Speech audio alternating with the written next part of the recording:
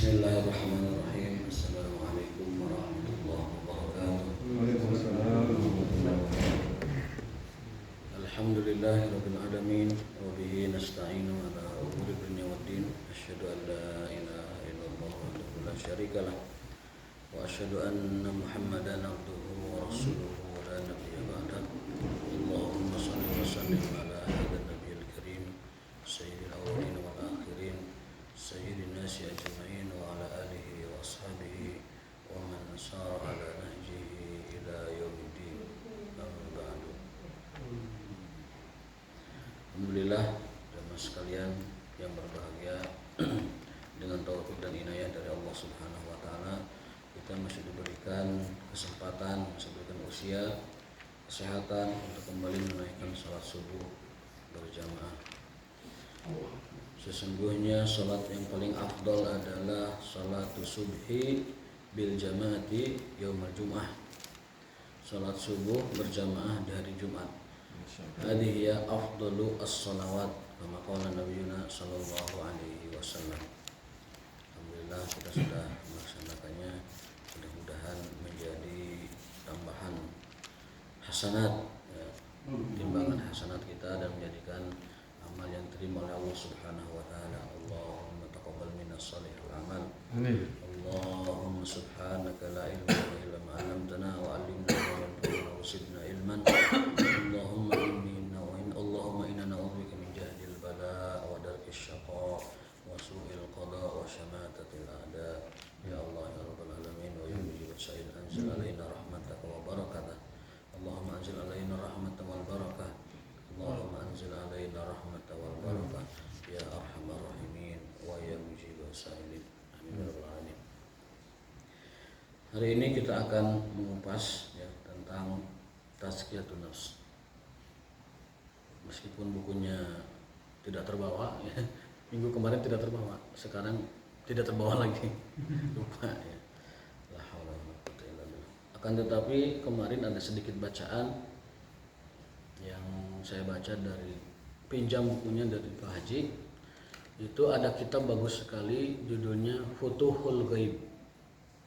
Futuhul Ghaib. Futuh al-Ghaib. Kalau diartikan letterlek itu adalah membuka tabir kegaiban. Membuka tabir kegaiban. Yakni apa? Yakni mengenal Allah lebih dalam. Mengenal Allah lebih jauh, mengenal Allah lebih dalam. Di dalam kitab tersebut, itu kitab ditulis oleh Al-Imamu Al-Wali Al-Mubajjal Al-Syekh Abdul Qadir Jailani. Abdul Qadir Jailani. Kebanyakan orang mengetahui sosok profil beliau itu rata-rata kurang lengkap. Yang dikenalnya itu adalah sakti, penuh karomah, kemudian wali, bahkan disebut wali kutub. Wali kutub itu adalah bisa dikatakan walinya para wali. Sultanul Aulia gelarnya. Beliau itu gelarnya adalah Sultanul Aulia, sultannya para wali. Jadi walinya wali. Padahal kalau kita lebih dalam mengenal sosok beliau, beliau itu adalah lebih dari itu. Beliau adalah seorang ulama min ulama'il ummah, ulama besar sebagaimana ulama-ulama yang lain pada zamannya. Beliau itu sama seperti Syekhul Islam Ibnu Taimiyah. Sama, bahkan Ibnu Taimiyah muridnya kan, mensyarah kitabnya. Juga seperti imam-imam yang lain yang kita kenal. Kan tetapi banyak di antara kita yang mengenalnya hanya dari sosok kesaktiannya, tanda petik ya, yang kita sebut dengan karomah-karomahnya. Padahal karomah itu adalah buah dari istiqomah. Al-karomah samaratul istiqomah. Karomah itu adalah buah dari istiqomah. Banyak orang yang fokus kepada karomahnya tetapi tidak mengikuti jejak istiqomahnya. Dan itu fakta ya. Sok sekarang orang kemana-mana, bahkan mungkin dari berbagai belahan dunia manapun gitu, mencari jejak karomahnya Syekhul Islam Abdul Qadir Jailani. Tidak cukup ke Baghdad, ke Irak, mereka mencarinya di negara-negara Islam yang lain, menapaki jejak karomah Syekh Abdul Qadir Jailani. Kalau udah sebut Syekh Abdul Qadir Jailani, udah berarti itulah walinya wali, Sultanul Auliya, Waliul Kutub, Waliyul Qutbil Aqtab, bahkan gelarnya itu. Kutubnya kutub itu beliau. Arti Abdul Qadir Jailani itu apa? Abdul Qadir itu adalah seseorang yang hamba dari Tuhan Allah yang Maha Kuasa. Jailani itu sebuah kampung namanya Jilan. Yang benar bukan Jailani sebenarnya, tapi Jilani. Karena kalau Jail dalam bahasa Arab, Jail itu artinya generasi. Kalau Al-Jailani berarti 2 generasi. Tapi bukan itu yang benar. Yang benar adalah Al-Jilani, dari sebuah perkampungan bernama Jilan. Beliau ulama, mazhabnya Hambali. Mazhab beliau itu adalah mazhab Hambali, pengikut Imam Muhammad bin Hambal. Yang notabene pasti akan banyak terpengaruh dengan konsep akidahnya Imam Ahmad bin Hambal, yaitu akidah Ahlul Hadis, yang merupakan satu dari 3 kelompok besar Ahlus Sunnah wal Jamaah. Jadi kalau ditanya siapakah Ahlus Sunnah wal Jamaah, kalau dalam standar 2, mereka yang bersepakat dalam rukun iman, rukun Islam, itu semuanya adalah Ahlus Sunnah wal Jamaah. Kalau diperinci lagi, siapa inisialnya misalkan? Inisialnya 3. Ahlus Sunnah wal Jamaah berdasarkan Muktamar Shishan itu dinyatakan Ahlus Sunnah wal Jamaah itu secara akidah ada 3. Yang pertama adalah Ahlul Hadis As-Salafiyah, yakni imam mereka adalah Ahmad ibnu Hambal rahimahullah ta'ala. Yang kedua adalah Al-Asy'ariyah, yang imam mereka adalah Abul Hasan Al-Asy'ari. Yang ketiga adalah Al-Maturidiyah, yang imam mereka adalah Abu Mansur Al-Maturidi. Berarti kesimpulannya Ahlus Sunnah wal Jamaah ada 3. Ahlul Hadis, pengikut Ahmad bin Hambal; Al-Asy'ariyah, pengikut Abul Hasan Al-Asy'ari; dan Al-Maturidiyah, pengikut Abu Mansur Al-Maturidi. Yang secara mazhab terbagi 4: Hanafi, Maliki, Syafi'i, dan Ahmad. Itu ruang lingkup Ahlus Sunnah wal Jamaah. Di luar ketiga konsep akidah itu, di luar keempat mazhab fikih itu, maka bukan Ahlus Sunnah wal Jamaah. Artinya perlu dinilai lagi seberapa jauh komitmen mereka terhadap ketiga mazhab akidah ini atau keempat mazhab fikih ini. Jadi selama 3 imam tersebut dan selama 4 imam mazhab itu masuk, itu mereka adalah Ahlus Sunnah wal Jamaah. Supaya kita tidak keliru menilai ataupun mengklaim baik diri kita maupun orang lain dengan sebutan Ahlus Sunnah wal Jamaah. Ada yang mengklaim Ahlus Sunnah wal Jamaah tapi perbuatannya penuh dengan khurafat, bid'ah, dan takhayul banyak. Ada yang mengklaim Ahlus Sunnah wal Jamaah tapi dalam dakwahnya menyelisihi kesantunan dan kesopanan Ahlus Sunnah wal Jamaah ada. Jadi kebanyakan tahdirnya atau lain sebagainya. Al-muhim, kita di tengah menarik kubu yang mengklaim begitu dominan mengaku Ahlus Sunnah wal Jamaah tetapi amaliyahnya banyak menyelisih Ahlus Sunnah wal Jamaah, dan kita menarik yang ini dari sisi misalkan konsepsi dakwahnya yang tidak mengikuti Ahlus Sunnah wal Jamaah. Allah a'lam bishawab. Itu yang ada dalam pemikiran Islam ya. Kembali ke tema kita, bahwa dalam kitab Futuhul Ghaib Syekh Abdul Qadir Jailani ya, kita memahaminya bukan dari kesaktian karomah-karomahnya, tetapi dari keilmuan beliau ya. Karena beliau sangat mendalam tentang ilmunya tazkiyatun nafs dan tentang tazkiyatul qulub ya.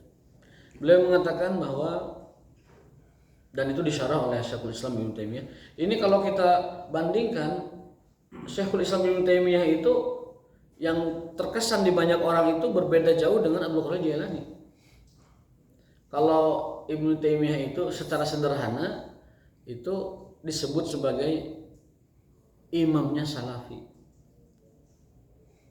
ataupun lebih itu lagi bisa disebut dengan imamnya Wahabiyin. Referensi terbesar Salafiyin yaitu Ibnu Taimiyah. Ternyata dalam hal ini Ibnu Taimiyah yang membawa konsep purifikasi atau pemurnian akidah Islam dari TBC, takhayul bid'ah khurafat, itu ternyata ada titik temu antara Ibnu Taimiyah yang mengusung dakwah pemurnian akidah bid'ah dan takhayul kepada konsep Abdul Qadir Jailani. Jadi kalau kita boleh katakan sebenarnya mereka itu di tataran awam itu tokoh yang sangat bertolak belakang. Sangat paradoks. Abdul Qadir yang sufi tasawuf sangat kental, Ibnu Taimiyah yang kental dengan tekstualitasnya. Itu dua tokoh yang menurut awam atau kita yang masih awam itu sangat bertolak belakang. Tidak ada sambungan-sambungannya sama sekali. Tapi kalau kita kaji kitab-kitabnya ternyata banyak sekali Syekhul Islam Ibnu Taimiyah itu yang mensyarah, menjelaskan dan juga mengupas tentang tema-tema tasawuf, sufistik, sufiyah dari guru-guru sufi yang terbesar. Contohnya adalah Ibnu Taimiyah mensyarah kitabnya Syekh Abdul Qadir Jailani. Bahkan Ibnu Taimiyah tidak sedikit menyebut guru-guru sufinya itu dengan sebutan qaddasallahu ruhahu dan tayyaballahu darihatahu. Artinya apa? Semoga Allah mensucikan ruh guru saya dan semoga Allah mensucikan kuburan guru saya. Itu artinya ucapan itu tidak mungkin diucapkan oleh orang lain yang tidak ada hubungan spesial. Itu pasti ada hubungan guru murid antar keduanya. Dan itu yang jarang diungkap oleh pihak tertentu yang selama ini mengkritik orang-orang yang berkecimpung dalam dunia tasawuf dan sufistik. Nah, kesimpulannya adalah supaya sederhana, kesimpulannya bahwa apa yang baik dari tasawuf dan sufistik itu bisa diambil asalkan sesuai dengan timbangan sunnah nabawiyah. Dan Ibnu Taimiyah menjelaskan tentang Futuhul Ghaib itu dalam dalam tulisan-tulisannya. Banyak sekali beliau menukil, menyebutkan dan mendoakan guru-guru sufinya. Supaya kita tidak terlalu terkungkung ya dengan pemikiran kita bahwa seolah-olah sufistik dan tasawuf itu bukan bagian dari ajaran Islam. Padahal itu tidak demikian. Sufistik yang mengajarkan adab, tasawuf yang mengajarkan adab, yang mengajarkan akhlak, yang mengajarkan tazkiyatun nufus adalah bagian yang inheren dalam ajaran Islam. Meskipun penamaannya mungkin tazkiyatun nufus ataupun lain sebagainya. Nah, di antara tulisan beliau adalah bahwasannya seorang mukmin, orang beriman itu tidak boleh lepas dari 3 kondisi. Kemarin yang kita baca apa dia? Orang beriman tidak boleh lepas dari 3 kondisi. Saya minum dulu. Ya, kondisinya apa? Ya, mantap.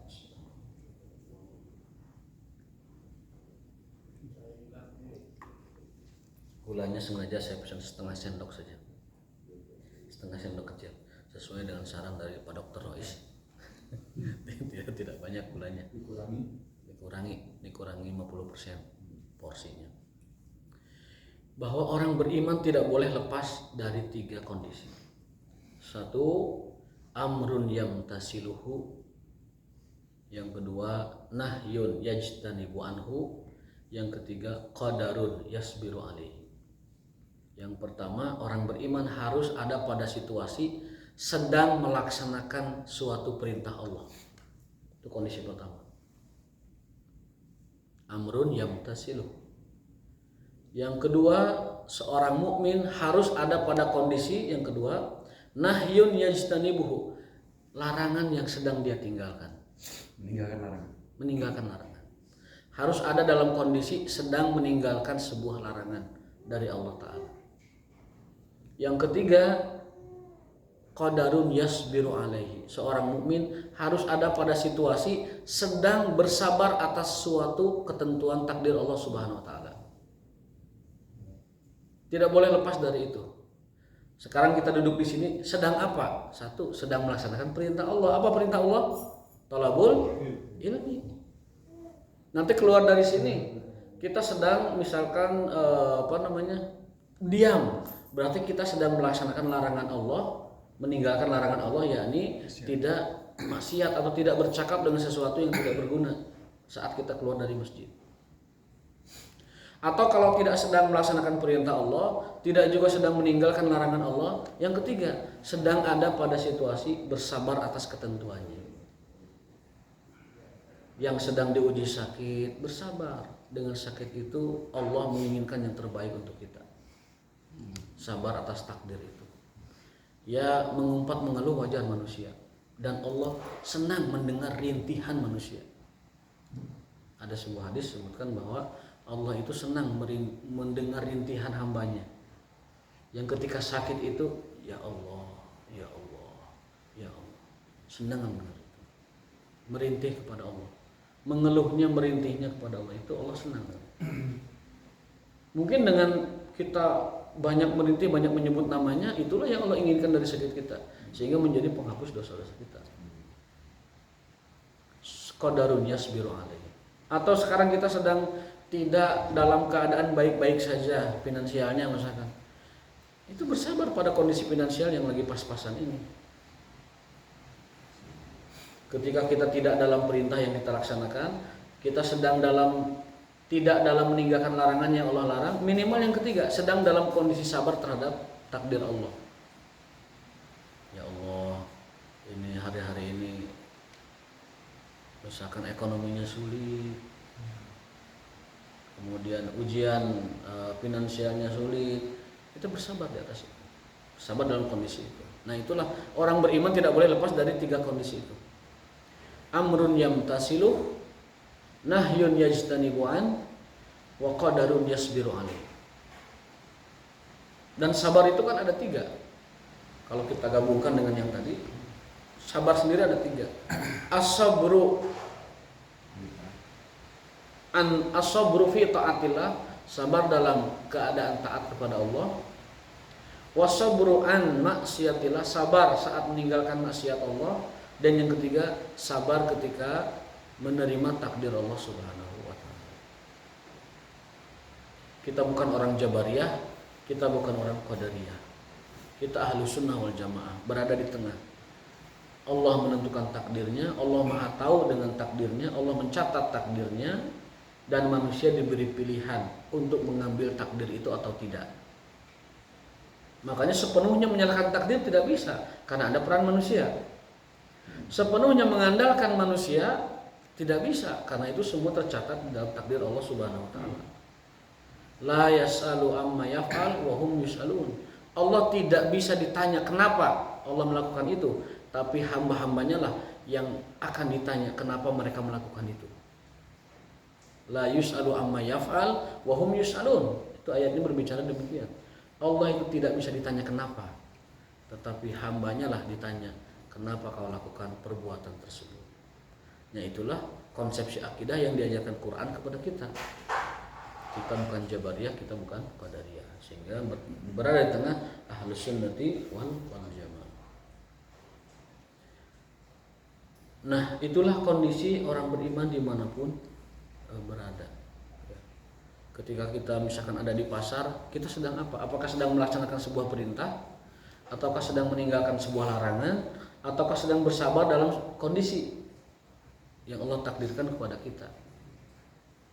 Dan banyak contoh-contohnya.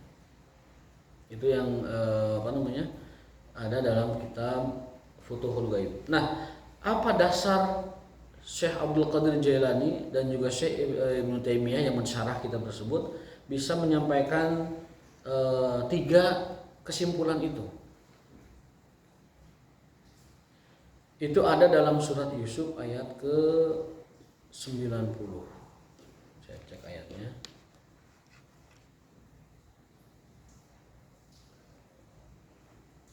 Ya, surat Yusuf ayat ke-90. A'udzubillahi minasyaitonirrajim. Bismillahirrahmanirrahim. Qalu a innaka la anta Yusuf.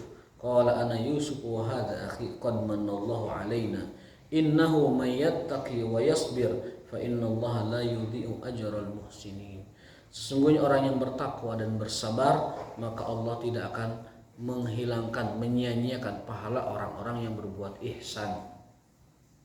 Jadi 3 hal tadi, sedang dalam melaksanakan perintah Allah, atau sedang dalam meninggalkan larangan Allah, atau sedang bersabar dalam takdir Allah, maka orang yang ada dalam situasi itu disebut sebagai al-muhsinun, orang yang sedang melaksanakan rukun ihsan. Karena kita tahu ada 3, ada rukun iman, ada rukun Islam, ada rukun ihsan. Rukun ihsan cuma 2, kita beribadah seolah melihat Allah, merasa melihat Allah. Kalau kita tidak bisa merasa melihat Allah, kebalikan, kita merasa benar-benar dilihat Allah Subhanahu wa taala. Itu rukun ihsan. Kan selama ini mah kita fokus kepada iman, fokus kepada Islam. Padahal di atas iman, di atas Islam, makom tertingginya setelah itu adalah ihsan. Darajatut taqwa itu ada pada ihsan. Kalau rukun Islam, rukun iman itu standar keimanan seseorang, standar keislaman seseorang. Orang disebut muslim, orang disebut mukmin, itu ada dalam rukun iman, rukun Islam. Tetapi orang disebut takwa ada pada rukun ihsan yang ketiga. Ya, ini kita beribadah merasa melihat Allah, atau kita merasa dilihat oleh Allah. Muraqabatul, perasaan yang terus-menerus merasa dilihat oleh Allah Subhanahu wa taala. Itu darajatul ihsan. Tetapi sangat disayangkan, bahkan kita sebagai umat muslim sendiri dalam hal menyempurnakan rukun iman, rukun Islam saja belum beres, Pak. Sok sekarang rukun Islam yang paling pokok saja setelah syahadat, apa itu? Sholat saja. Masih banyak yang tidak sholat. Padahal ada hadis, al-ahdu bainana wa bainal kufri as-shalah, faman tarakaha faqad kafar. Jelas hadisnya. Mau ditafsir apa lagi? Bahwa pembeda kita dengan orang kafir dan orang musyrik adalah sholatnya. Barang siapa yang meninggalkannya maka dia telah kafir. Faman tarakaha faqad kafar. Sungguh telah kafir. Meskipun ulama nanti menjabarkan yang disebut kafir itu kalau meninggalkannya karena dia menolak hukumnya, kalau meninggalkan karena malas atau karena ngedul, itu hanya fasik. Ala kulli hal, tetapi hadis itu sudah sangat jelas. Faman tarakaha faqad kafar. Orang yang meninggalkannya penuh dengan niat, penuh dengan kesungguhan meninggalkan, maka dia telah kafir. Tapi kan masih banyak umat Islam yang belum sholat. Kalau kita percaya dengan surveinya suatu lembaga survei di Australia yang sedang meneliti preferensi politik umat Islam, kan umat Islam yang sholatnya belang bentong itu kan hanya 64%.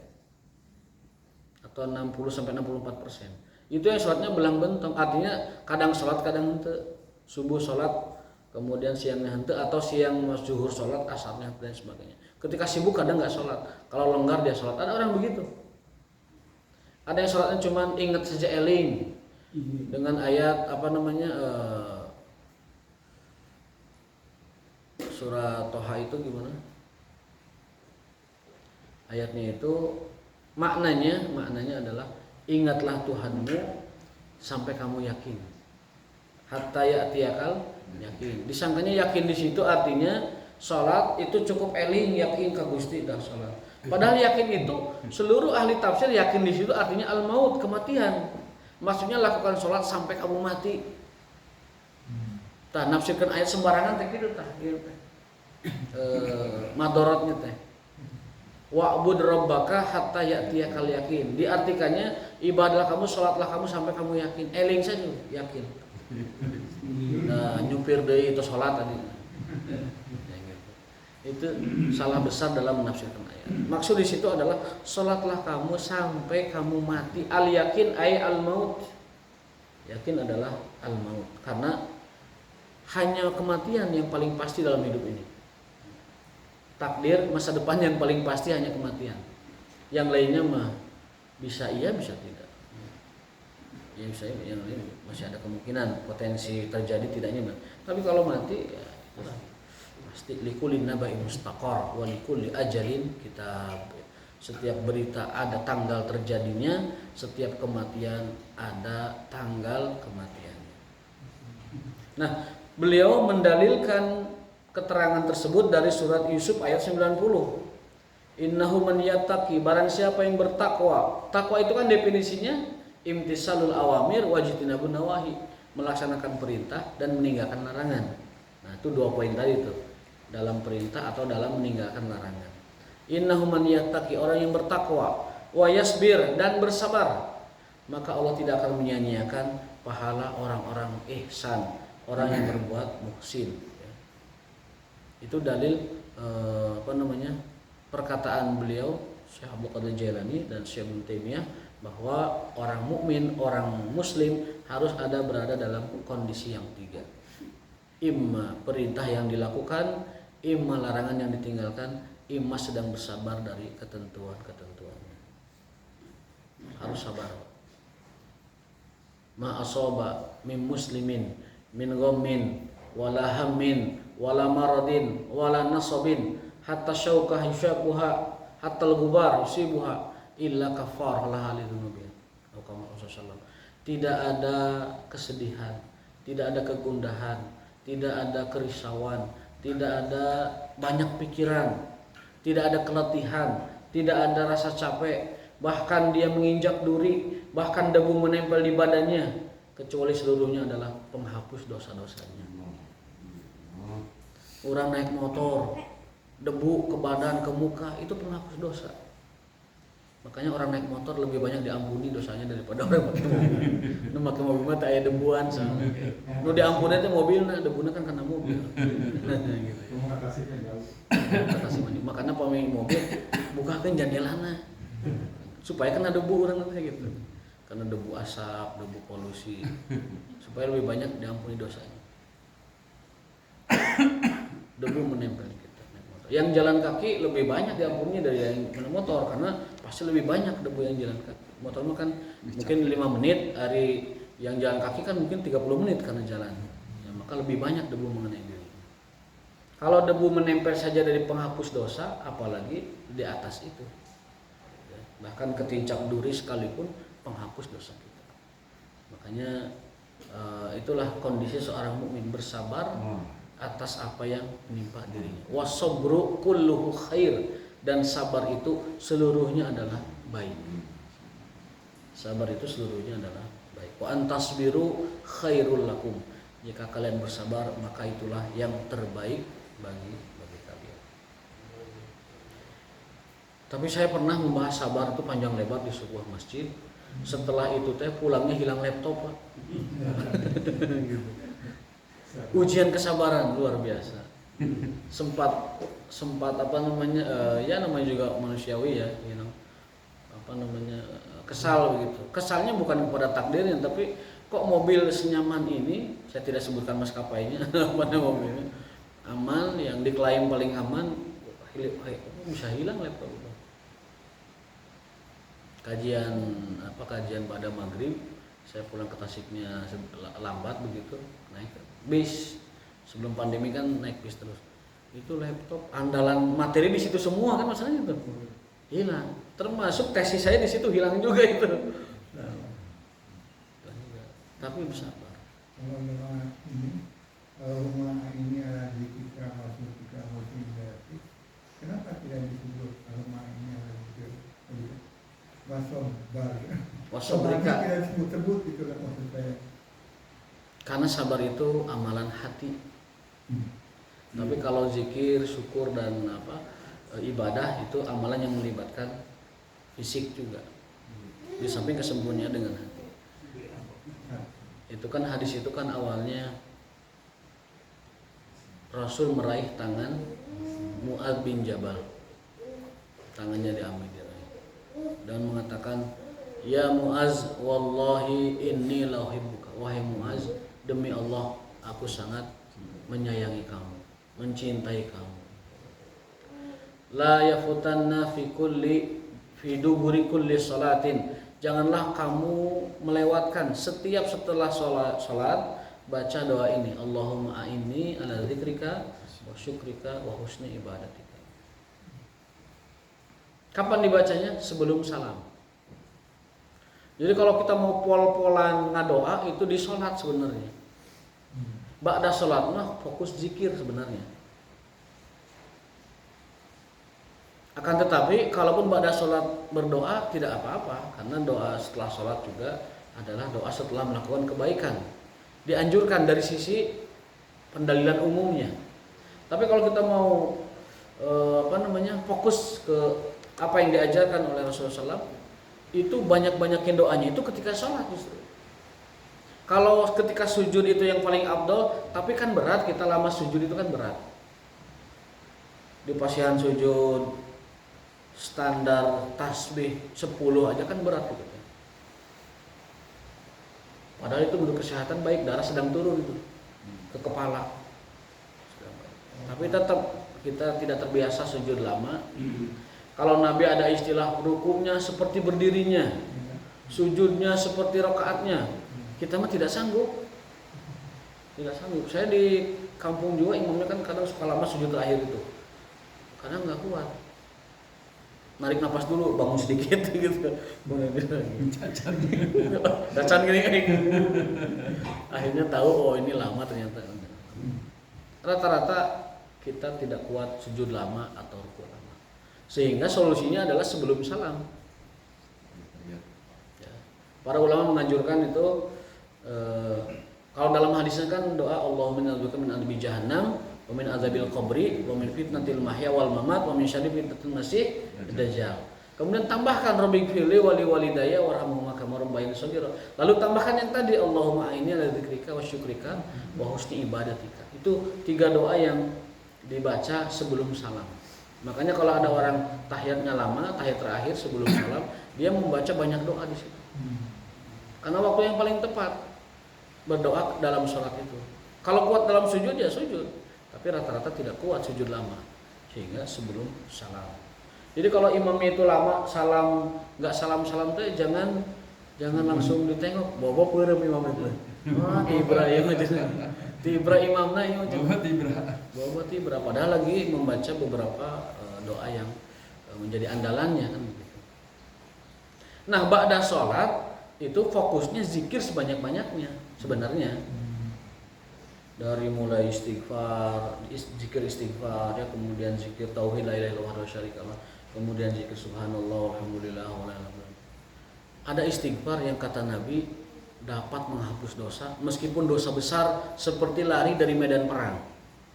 Yaitu barang siapa yang membaca astagfirullahaladzim alladzi la ilaha illa huwal hayyul qayyum wa atubu ilaih. Kata Nabi yang membaca doa istighfar semacam itu, dia diampuni dosanya meskipun dosanya itu kabur dari medan perang. Tawali yaumaz zahfi, kabur dari medan perang. Padahal kabur dari medan perang itu dosa yang termasuk dosa terbesar dalam Islam. Kabair. Syirik, melawan orang tua, durhaka, kemudian membunuh, kemudian kabur dari medan perang, kemudian riba, kemudian perdukunan ya. Dan yang terakhir adalah satu lagi yang terakhir itu ada 7 kan, kabur dari medan perang itu ya, ada 7. Nah, zikir astagfirullahaladzim alladzi la ilaha illallah hayyul qayyum wa atubu ilaih itu dapat menghapus dosa besar meskipun sebesar dosa kabur dari medan perang ya, makanya itu semacam itu. Nah, jadi ba'da sholat mah fokusnya zikir sebanyak-banyaknya. Baca ayat kursi, baca al-ikhlas, baca al-falaq, baca an-nas, baca lillahi ma fis samawati wa fil ardi in tubdu ma fi anfusikum wa tukhfuhu wa yaghfiru liman yasha wa liman yasha dan seterusnya. Meninggalkan sholat, tarkus sholat. Itu zikir. Zikir. Kalau malam tambahin suratul kafirun. Kata Nabi barang siapa yang membaca al-kafirun di malam hari, maka dia terbebas dari kemusyrikan dan kekafiran. Jadi kalau kita ingin distempel oleh Allah setiap malam itu ahli tauhid, tidak ada kekufuran, bukan kafir, tidak ada kemusyrikan, bukan orang musyrik, baca al-kafirun. Jadi 4 surat yang kita baca tuh, Kalau malam Al-Ikhlas, Al-Falaq, An-Nas, Al-Kafirun. Al-Munafiqun mah henteu panjang soalnya. 2 rakaatin salat eta pang subuh mah teh gitu ya. Al-Kafirun. Itu surat yang membebaskan kita dari kekafiran dan kemusyrikan setiap malam. Sebagaimana kita pelajari dalam tafsir tadabbur ya hari Senin beberapa kesempatan yang lalu. Adapun yang lillahi ma fis samawati yang Al-Baqarah terakhir itu kata Nabi barang siapa yang membaca di malam hari lillahi ma fis samawati wa fil wa yutubdu ma fi anfusikum kata Nabi la kafatah. Apa la kafatah itu? La-nya la taukid yang belajar mana? La taukid kafatah. Benar-benar sungguh mencukupi baginya. Jadi orang yang membaca Al-Baqarah terakhir kata Nabi di malam hari itu mencukupi seluruh apa yang untuknya itu, mencukupi kebaikan, mencukupi pahala, mencukupi fadilah, mencukupi keberkahan, penjagaan, perlindungan dan lain sebagainya. Makanya ba'da isya, ba'da maghrib memang di gedernya ada doa zikir sebenarnya. Surat saja itu sudah lama itu. Al-Falaq, An-Nas, Al-Ikhlas, Al-Kafirun, kemudian lillahi ma fis samawati dan ayat kursi ya. Kemudian kalau mau lagi wazifah ditambah itu yang dalam ayat-ayat Quran yang dianjurkan dibaca banyak lah. Baru kalau mau tambahkan doa juga silahkan ya. Tetapi kalau kita mau lebih baik ya, banyakin doa di dalam sholat dan banyakin zikir ba'da sholat. Itu kalau kita mau ideal ya semacam itu. Nah tadi Rasul meraih tangannya Mu'az bin Jabal. Wahai Mu'az, demi Allah aku menyayangimu. Tolong anakku, panggilan sayangnya itu ya Mu'az, tolong kamu jangan lewatkan doa ini setiap sholat. Allahumma a'inni ala dzikrika wa syukrika wa husni ibadatika. Karena hidup itu memang gak lepas dari itu Pak. Kita minta tolong, ini itu ya Allah tolonglah. Berarti sebenarnya diri ini tuh lemah untuk melakukan itu teh. Lemah. Banyak malasnya, banyak kedulnya. Dalam Futuhul Ghaib disebutkan, Abdul Qadir Jailani menyebutkan Allah diddun nafs. Allah itu bertolak belakang dengan hawa nafsu. Allah diddu an-nafs, bertolak belakang. Artinya kalau orang itu ingin melakukan ketaatan kepada Allah itu hawa nafsu itu sudah menghalangi sedemikian rupa. Makanya kita minta tolong kepada Allah, ya Allah, ini itu dari bahasa Arab aana yu'inu fil amarnya ain. Ditambah dhamir ana sebagai maf'ulnya, dhamir muttasil ana ini. Ya Allah, tolonglah saya untuk 3 hal. Ala dzikrika, senantiasa berzikir kepadamu, wa syukrika, bersyukur kepadamu, wa husni ibadatika, dan melakukan ibadah yang husni, yang terbaik untuk zikir kepada Allah, syukur kepada Allah, ibadah terbaik kepada Allah. Itu 3 hal yang kita kalau mengandalkan kemampuan kita sendiri tidak akan istiqomah. Makanya minta pertolongan dari Allah Subhanahu wa taala. Orang ketaatan kita juga kan taufik dan pertolongan dari Allah, bukan karena kemampuan kita. Kalau kemampuan kita banyak orang lebih mampu dari kita. Sok aina subuh kesini, subuh dingin-dingin. Yang lebih sehat dari kita banyak. Yang lebih kaya dari kita banyak. Yang lebih punya waktu banyak. Mungkin nganggur semalaman baru tidur tadi mungkin. Banyak waktunya. Tapi masalah ibadah itu masalah taufik, yakni kemudahan dan pertolongan dari Allah. Kita datang ke sini itu pertolongan Allah. KFN datang ke sini jauh-jauh dari sana itu taufik dari Allah. Bukan karena diri kita. Apa dalilnya? Ada dalam Al-Qur'an. Falaula fadlullahi alaikum wa rahmatuhu mazzaka minkum min ahadin walakinallaha yuzakki man yasha. Kalau bukan fadlullahi, keutamaan dari Allah, wa rahmatihi, dan rahmat dari Allah, mazzaka minkum min ahadin, kamu tidak bisa berbuat baik. Kalau bukan karena karunia Allah, kalau bukan karena rahmat Allah, kamu tidak akan bisa berbuat baik. Maka jangan pernah merasa bangga, senang, bahagia dengan amal kita. Wah, bisa ke masjid bari nyewot lempang, bisa ke masjid nyewot nyak bawa sepeda, bisa ke masjid naik motor. Jangan merasa bisa beramal karena itu. Itu karena taufik dari Allah Subhanahu wa taala. Alhamdulillah dipasihan dorongan ti Allah tuh bisa ka dieu. Alhamdulillah. Tadi bangun subuh dinginnya dingin bukan biasa, dingin lumayan, ada tambahannya dingin plus ini, bikin jaket segala macam. Da hari nafsu mah yang tiba deui, yang disimbut deui, minum sekedap tidur lagi. Tapi Allah mendorong dengan taufiknya berangkat ke masjid. Allah menolong dengan taufiknya berangkat ke masjid. Dimudahkan ke masjid, langkah dimudahkan. Itu pertolongan Allah, dimudahkan.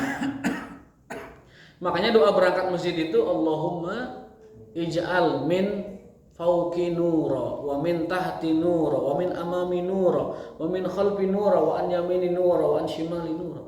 Ya Allah, berikan hamba cahaya di hadapan hamba, di belakang hamba, di atas hamba, di bawah hamba, di kanan hamba, di kiri hamba, di hati hamba, di perbuatan hamba. Itu doa minta cahaya. Syekh Utsaimin, Muhammad bin Utsaimin rahimahullah mengatakan cahaya itu bisa cahaya fisik, bisa cahaya batin. Bahkan ulama banyak mendukung cahaya fisik pun akan kita dapatkan. Artinya memang bercahaya orangnya. Jadi kalau ada orang terlihat bercahaya itu memang ahli sholat.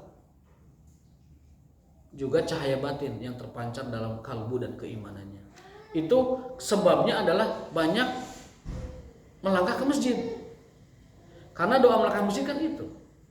Artinya Nabi menyuruh kamu tuh kalau berangkat ke masjid minta cahaya. Cahaya di hadapan kita, cahaya. Kalau cahaya batin dimaknainya adalah panduan kehidupan. Kita punya cahaya. Bikin kebijakan ada cahayanya. Bikin keputusan ada cahayanya.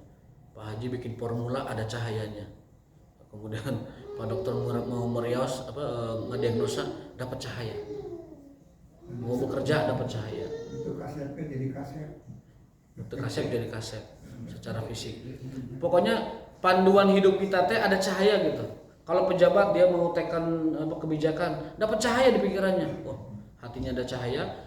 Makanya pejabat yang ada di masjid mah kebijakannya bercahaya. Yang tolak ke masjid ternyata kebijakannya diragukan. Berarti kalau kebijakan mau caliwara, itu berarti mungkin kebijakan yang bukan berasal dari langkah-langkahnya menuju masjid. Dalam hadis, a'dhamun nasi, orang yang paling banyak pahalanya ab'aduhum minal masjid. Eta nu orang cemburu teh. Orang yang paling banyak pahalanya menuju masjid ab'aduhum minal masjid. Orang yang paling jauh dari masjid. Orang paling banyak pahalanya kata Nabi, orang yang paling jauh dari masjid. Itu masuk akal karena langkahnya lebih banyak. Pahalanya bukan dari langkahnya. Kalau udah naik motor dari putaran motornya, putaran rodanya. Kepen ngangge motor itu putaran rodanya itu sama dengan langkahnya. Satu langkah menghapus dosa, satu langkah mengangkat derajat, satu langkah memberi pahala dilipat gandakan 10 kali lipat. Itu setiap kasratul khuta ila masjid. Mudah-mudahan kita termasuk orang-orang yang diberikan taufik, kemudahan oleh Allah Ta'ala untuk senantiasa istiqomah berangkat ke masjid, istiqomah sholat, istiqomah melaksanakan rukun iman, rukun Islam, dan istiqomah menambah talabul ilmi kita menjadi bekal kita dalam melaksanakan agama kita. Amin ya rabbal alamin. Ada pertanyaan 1-2 silahkan sebelum bel. Enggak banyak. Kalau ada waktu nanti ada kajian khusus tazkiyatun nafs ini tadi. Apa ya, langkah paling gampang kita supaya kita bisa selamat. Tazkiyatun nafs ini kan pembersihan diri ya. Betul. Terutama kita yang sudah tua-tua ini Apa gitu? Faina tadabun mau kemana? Ada pulang selamat kita nih apa sih? Kalau rukun iman, rukun Islam kan relatif sudah kita lakukan. Dosa mah pasti banyak lah kita berdosa banyak. Nah, dari mulai mungkin dari bertobatnya bagaimana. Jadi pulang teh selamat lah gitu kira-kira tadi. Memang belum nyampe ke sana. Ada judul bahasan itu khutuwat tazkiyatun nafs, langkah-langkah tazkiyatun nafs. Ada itu, namun belum bisa sampai sekarang karena itu catatannya tidak ada ya, tidak terbawa. Insya Allah pertemuan berikutnya atau berikutnya lagi kita membahas satu-satu tazkiyatun nufus, khutuwat tazkiyatun nufus, langkah-langkah, step-step ataupun cara kita mentazkiyah. Ada 10 cara, 10 langkah kita mentazkiyah diri kita. Asyruk khutuwat li tazkiyatin nufus. 10 langkah mentazkiyah diri kita. Mudah-mudahan itu dapat kita bahas di pertemuan berikutnya. Amin. Mangga Pak Haji. Apakah Qadariyah sama Jabariyah itu, apakah mereka itu bakal ahli neraka atau ahli surga? Kalau surga neraka ya memang kita bukan panitianya ya. Jadi kita tidak tahu jawabannya, wallahu alam. Kalau tapi kita bisa menyalahkan mereka dari apa? Tolok ukur akidah Ahlussunnah wal Jamaah. Siapa Ahlussunnah wal Jamaah? Ya akidah salaf. Siapa salaf? Sahabat dan tabi'in gitu. Jadi kalau orang itu menyelisihi akidahnya para sahabat, para tabi'in, karena mereka itu murid-muridnya Rasul, orang-orang yang berguru langsung pada Rasul, kita dapat menilai, kamu Jabariyah, kamu tuh salah karena kamu menyelisihi apa yang dipahami oleh para sahabat, yang mana sahabat itu belajar akidah dari Rasul gitu. Jadi kalau menyatakan dia sesat, dia salah, dia keliru, dia keluar dari Ahlussunnah wal Jamaah, sah-sah saja karena ada tolak ukurnya gitu. Di antara tolak ukurnya rukun iman gitu kan. Dia telah salah memahami rukun iman kepada Allah. Tapi kalau mengatakan apakah mereka kafir, tidak bisa. Apakah mereka itu ahli neraka, tidak bisa. Apakah mereka itu tersesat dari Islam, tidak bisa. Kita hanya mengoreksi, kamu tuh salah loh memahaminya, kamu tuh salah loh berakidah, kamu tuh salah bertauhid, seperti itu. Tidak bisa menghukumi. Jadi kalau ditanya apakah di surga di neraka, wallahu alam, itu adalah bahkan kita pun mungkin ada yang nanya begitu, itu di Al-Kautsar ahli surga ahli neraka. Wallahu alam bishawab. Tapi kalau lihat tolak ukur mah kita sedang berada di jalan para sahabat, sedang berada di jalan para tabi'in, yaitu orang-orang salaf terdahulu yang soleh, yang mana mereka ada di jalan di atas manhaj Rasulullah SAW gitu. Jadi itu demikian ya. Karena sudah dimatikan lampunya di sana, kita cukup sampai demikian. Al-hakum min rabbikum wa ma taufiquna illa billah wallahu ta'ala bis-shawab bi muradihi ila liqa fi usbu'il qadim. Subhanakallahumma wa bihamdika asyhadu an la ilaha illa anta astaghfiruka wa atubu ilaik.